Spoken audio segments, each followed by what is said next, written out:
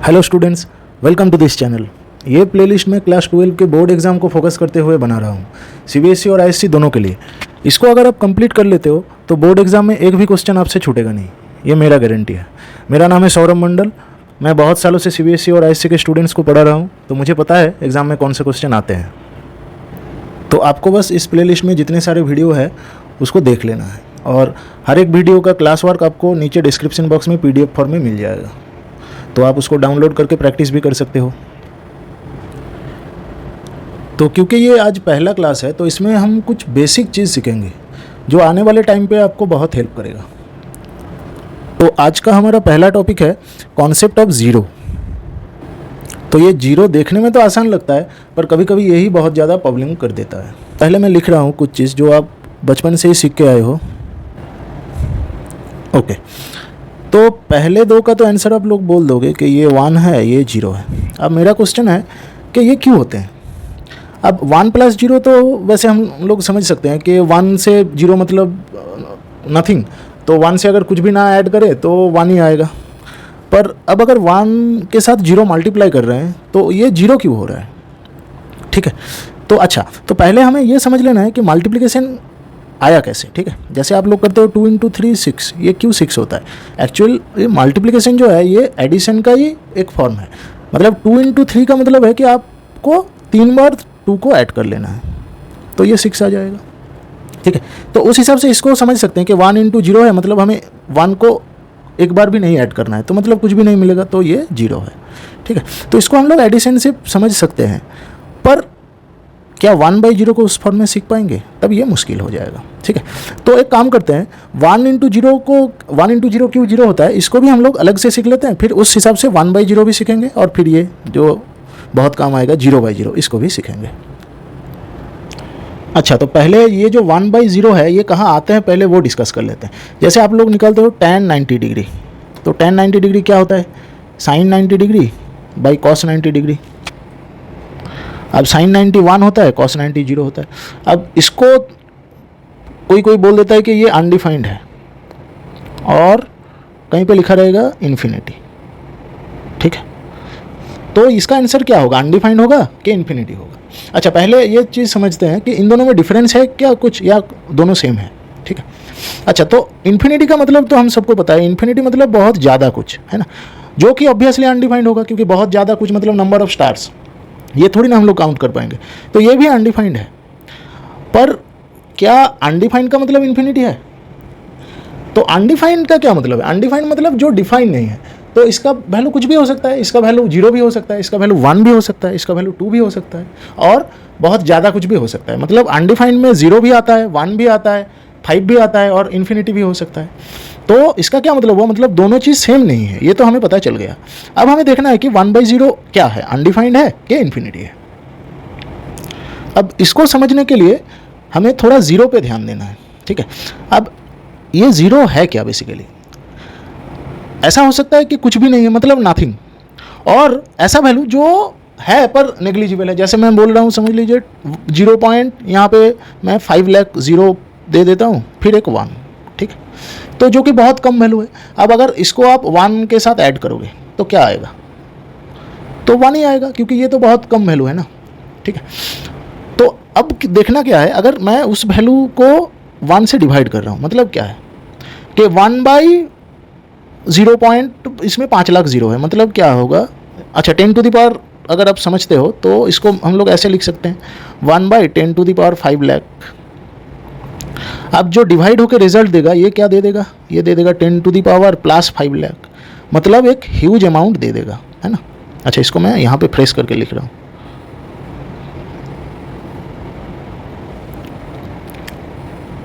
1/10⁻- 5 लाख, जो करके आया एक ह्यूज अमाउंट, जो कि 1/0 के साथ है। ठीक है, तो ये ह्यूज अमाउंट दे रहा है, मतलब क्या है, मतलब वैल्यू बहुत ज़्यादा है, और बहुत ज़्यादा को मैंने क्या बताया, इन्फिनिटी है। अनडिफाइंड तो कुछ भी हो सकता है, पर ये तो 7 कभी नहीं होगा ना, ये हमेशा ह्यूज अमाउंट देगा, मतलब ऑब्वियसली 1/0 इन्फिनिटी है। इसका क्या मतलब हुआ कि 1090 अनडिफाइंड नहीं होगा। अगर आप लोग समझते हो कि वो अनडिफाइंड है तो आपको गलत पता है, 1090 होगा इन्फिनिटी। अब ये जो मैं जीरो को ले लिया 10⁻⁻5 लाख, मतलब बहुत कम एक वैल्यू जो नेग्लिजिबल है, ये कॉन्सेप्ट लिमिटिंग केस है। ये जब हम लोग लिमिट पढ़ेंगे वहाँ पे फिर से और अच्छे से सीखेंगे। अब उस हिसाब से 1 × 0 को भी सीख लेते हैं। तो अच्छा, तो ये पता चल गया कि ये इन्फिनिटी होगा और इन्फिनिटी का सिंबल भी है ऐसा। अब 1 × 0 देखते हैं। तो 1 × 0 वही बात होगा कि 1 के साथ बहुत कम एक वैल्यू अगर हम लोग मल्टीप्लाई कर रहे हैं, मतलब एक यहाँ पे मैं नेग्लिजिबल लिख रहा हूँ, तो वैल्यू क्या आएगा? तो वैल्यू आएगा नेग्लिजिबल। मतलब कि आप कोई भी फाइनाइट नंबर से अगर जीरो को मल्टीप्लाई कर रहे हो तो जीरो तो बहुत कम एक वैल्यू है, आप जो भी फाइनाइट मल्टीप्लाई करो उससे उसको ज़्यादा नहीं कर पाओगे आप, तो ये हो जाएगा हमेशा इसीलिए जीरो। और इसका और एक कॉन्सेप्ट भी प्लस करके मैंने सिखा दिया, ठीक है। तो ये 3 अभी क्लियर हो गया है। अभी देखते हैं 0/0 क्या होगा। अब देखिए यहाँ पे वो मुश्किल आ जाएगा कि न्यूमरेटर में जो जीरो है और डिनोमिनेटर में जो जीरो है, क्या ये दोनों मतलब नथिंग ही है, या फिर ऊपर का जो जीरो है क्या वो बहुत ज़्यादा कम है नीचे जो जीरो है उससे। तो समझ लीजिए यहाँ पे अगर ये हुआ 10⁻⁻5 लाख और नीचे जो है वो हो गया समझ लीजिए 10⁻10 लाख, तो ये फिर इवेलुएट करके आ जाएगा 10⁻5 लाख। तो ये बहुत ज़्यादा वैल्यू दे देगा, तो मतलब ये इन्फिनिटी हो जाएगा। अब नीचे वाला अगर ऊपर से थोड़ा कम हुआ, जैसे समझ लो ऊपर है 10⁻5 लाख और नीचे है ऊपर है 10⁻10 लाख और नीचे है 10⁻5 लाख, तो इसका वैल्यू आ जाएगा 10⁻5 लाख। तो ये क्या होगा? ये बहुत कम वैल्यू देगा, तो ये जीरो भी हो सकता है। अब ऐसा भी हो सकता है कि दोनों का वैल्यू सेम हुआ तो 1 भी हो सकता है। तो बताया ना मैंने कि जिसका वैल्यू फिक्स नहीं है वो अगर कुछ भी हो जाए तो उसको हम लोग बोलते हैं अनडिफाइंड, ठीक है। तो इसीलिए 0/0 हमारा अनडिफाइंड होगा, ठीक। तो कहीं पे अगर 0/0 आ जाए तो इसका वैल्यू हम लोग नहीं निकाल पाएंगे। तो क्योंकि ये प्लेलिस्ट क्लास 12 का है तो मैं ये तो आपको बोल ही सकता हूँ कि आप लिमिट के सामने देखते थे ना कि अगर लिमिट x टेंड्स टू 0 कुछ भी रह रहा है, समझ लीजिए है sin x/x, तो इसको आप लोग डायरेक्ट नहीं पुट कर पा रहे थे वहाँ पे, है ना। 0/0 आ जाता था, तब वो अनडिफाइंड है। एक्चुअली ये बाद में फिर भी मैं लिमिट जब पढ़ाऊंगा सिखाऊंगा। यहाँ पे ये एक्चुअली जीरो है नहीं, जीरो के आसपास है, इसीलिए वैल्यू मिलता है हमें 1। अगर जीरो होता तो 0/0 मिल जाता है जो कि अनडिफाइंड हो जाता। तो इसलिए ये फंक्शन, इसका लिमिटिंग वैल्यू 1 है पर फंक्शनल वैल्यू नहीं मिलता है, ठीक है। इसीलिए देखना वहाँ पे फंक्शन ऐसे भी रहता है कि 2 करके, पहले अगर नॉट इक्वल टू 0 में sin x/x है और 1 होगा जब x = 0, ऐसे रहता है, ठीक है। तो अभी शायद ये समझ में आया है कि क्यों होता है ये, ठीक है। अब और एक चीज़ सीखना है हमें कि इन्फिनिटी से क्या करेंगे। समझ लीजिए इन्फिनिटी तो हमें पता चल गया कि इन्फिनिटी है कोई भी फाइनाइट नंबर बाई 0, जैसे यहाँ पे किए ना हम लोग कि 1/0 इन्फिनिटी है। अब इसमें 1 की जगह कुछ और रहता तब भी ये इन्फिनिटी देगा। तो समझ लीजिए कुछ भी है, 5/0 है, 1/0 है। तो अब अगर उल्टा भी सोच सकते हैं, जैसे 5/∞ क्या होगा, तो इन्फिनिटी बहुत ज़्यादा एक वैल्यू देता है, तो उसको अगर डिवाइड करेंगे तो बहुत कम एक वैल्यू मिलेगा, मतलब वही नेग्लिजिबल केस आ जाएगा। मतलब इन्फिनिटी से किसी को अगर डिवाइड करेंगे तो 0 आ जाएगा, ठीक है। तो ये एक और प्रॉपर्टी हो गया। समझ लीजिए यहाँ पे कितना था, 4 था, तो इसको 5 लिख देते हैं। और फिर 6 और एक होगा कि 5 × इन्फिनिटी क्या होगा।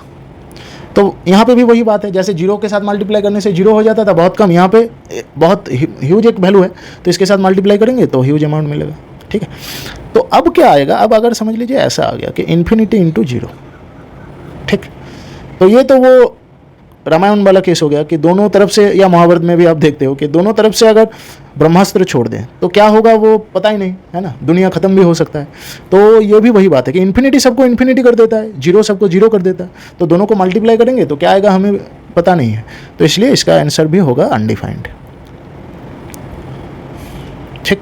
तो टोटल हमें 7 रिजल्ट मिला, ठीक है। ये आने वाले टाइम में बहुत हेल्प करेगा हमें, ठीक है। तो आई होप कि ये तक कॉन्सेप्ट आपका भी क्लियर हो गया होगा।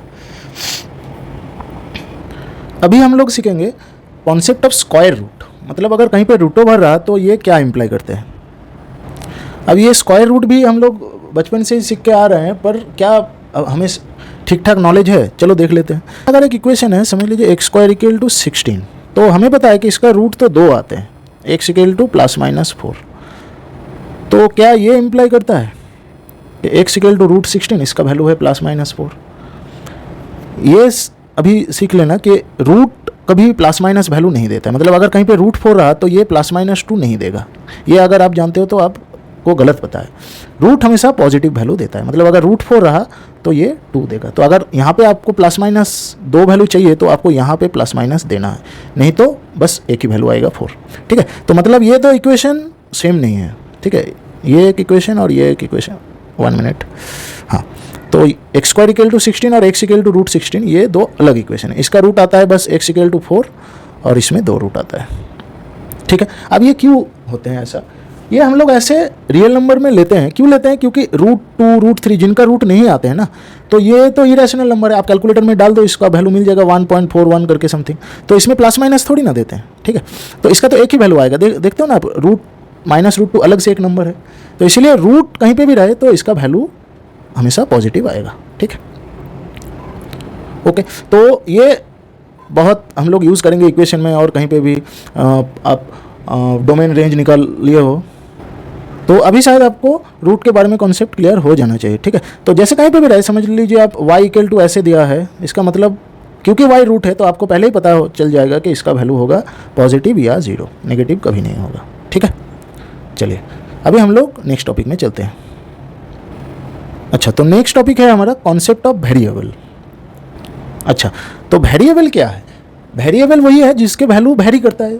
ठीक है, जो फिक्स नहीं है। जैसे समझ लीजिए मैं लिख रहा हूँ 2, तो हमें पता है इसका वैल्यू फिक्स्ड है 2 है, पर अब मैं लिख रहा हूँ x, तो इसका वैल्यू फिक्स नहीं है। x कुछ भी हो सकता है, ये 5 भी हो सकता है, 7 भी हो सकता है। ठीक है, तो इसको बोलते हैं वेरिएबल। अब यहाँ पे वेरिएबल में एक इंटरेस्टिंग क्वेश्चन आ जाता है। जैसे मैं अगर पूछ लूँ आपको कि कौन ज़्यादा है, x ज़्यादा है कि 2x ज़्यादा है? ठीक है, तो अब अगर ऐसे बोल दोगे कि x तो 2x से कम होगा क्योंकि 2 मल्टीप्लाइड है, आप ऐसे लिख दोगे कि x < 2 है, तो गलत हो जाएगा। क्यों गलत हो जाएगा?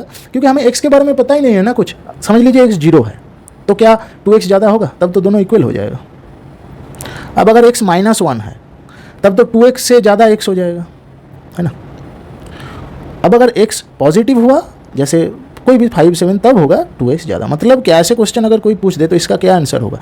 इसका आंसर होगा डिपेंडिंग ऑन x। अगर x पॉजिटिव है तब 2x ज़्यादा होगा, अगर x नेगेटिव है तो x ज़्यादा होगा। अच्छा, तो ये वेरिएबल बहुत प्रॉब्लम करता है कभी कभी। जैसे समझ लीजिए ऐसा एक इक्वेशन दिया हुआ है। ठीक है, तो अब यहाँ पे अगर आप एक x को ऐसे कट दे रहे हो और x = 2 लिख रहे हो, तब भी ये गलत हो जाएगा। क्यों गलत हो जाएगा? क्योंकि ये वेरिएबल है और हमें पता नहीं है कि x 0 है कि नहीं। ठीक है, तो x 0 भी हो सकता है, और 0 हो, अगर x 0 हुआ तो नहीं कट पाएंगे। क्यों नहीं इसको एलिमिनेट कर पाएंगे? जैसे समझ लीजिए ऐसे लिखा हुआ है 7 × 0 = 5 × 0। अब दोनों का वैल्यू 0 है, पर अगर आप यहाँ से 0 को एलिमिनेट कर दो तब तो ये 7 = 5 हो जाएगा, जो गलत होगा, है ना। तो इसलिए हम लोग जिसको एलिमिनेट करते हैं उसे देखना चाहिए कि ये 0 है कि नहीं। और ऐसे भी हमें पता होना चाहिए कि x² = 2x में इसका डिग्री 2 है, तो इसके 2 रूट आएंगे। ठीक है, तो अब अगर x = 2 लिख रहे हो मतलब इसका और एक रूट था, आप नहीं लिखे हो, है ना। तो इसको कैसे करेंगे?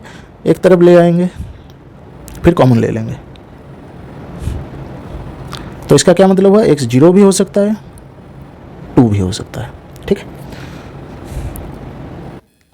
तो अभी हमने जो सीखा उसके ऊपर बेस करके मैं एक फैलासी बना रहा हूँ। अब इस फैलासी किसे बोलते हैं? फैलासी उसे बोलते हैं जो लगता है सही है पर एक्चुअली वो गलत है। ठीक है, तो कर लेते हैं पहले। जैसे a = b है, अब इसका क्या मतलब होगा? चलिए बोथ साइड a मल्टीप्लाई कर लेते हैं, फिर b² सबट्रैक्ट कर लेते हैं। अब फैक्टर करेंगे, तो यहाँ से b कॉमन ले लेते हैं। ओके, अब क्या होगा? बोथ साइड a - b है, इसको हम लोग एलिमिनेट कर दे रहे हैं, तो a + b आ जाएगा b, और फिर a की जगह b पुट कर देते हैं, तो b + b = b, मतलब 2b = b, तो 2 = 1 b को अगर एलिमिनेट कर दें। ठीक, तो ये तो हम सबको पता है कि 2 = 1 नहीं होता है। तो फिर गलत कहाँ पे हुआ है? देखिए तो अलजेब्रिक इक्वेशन ठीक ही लग रहा है। तो गलत हुआ है यहाँ पे, जहाँ पे हम लोग इसको एलिमिनेट कर रहे हैं। क्यों गलत है ये? क्योंकि देख रहे हैं ना a = b है, इसका मतलब a - b क्या है? 0 है, और 0 को हम लोग नहीं एलिमिनेट कर पाएंगे, नहीं तो वही केस आ जाएगा जो पहले लिखा था, यहाँ पे ये वाला केस आ जाएगा। ठीक है, तो इस क्लास में हम लोग बस कुछ बेसिक चीज़ सीखे हैं जो बाद में काम में आएगा, और अभी हम लोग सिस्टमेटिक वे पे क्लास स्टार्ट कर देंगे।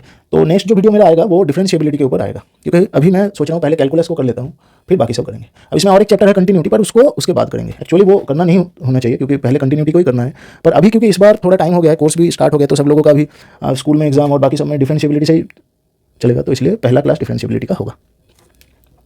तो इस क्लास को यहाँ पे ही खत्म करते हैं और ये जो पूरा क्लास वर्क है इसको PDF फॉर्म में आपको डिस्क्रिप्शन बॉक्स में मिल जाएगा।